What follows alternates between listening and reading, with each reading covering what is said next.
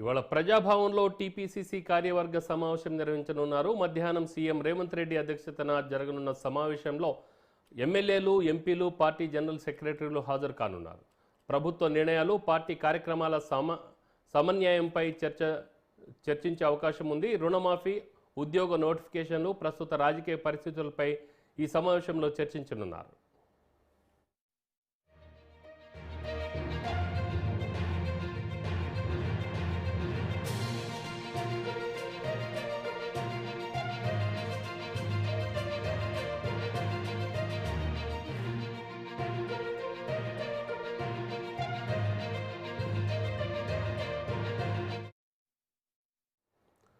ఇవాళ ప్రజాభవన్లో టీపీసీసీ కార్యవర్గ సమావేశం జరగనుంది. మధ్యాహ్నం సీఎం రేవంత్ రెడ్డి అధ్యక్షతన ఈ సమావేశం జరగనుంది.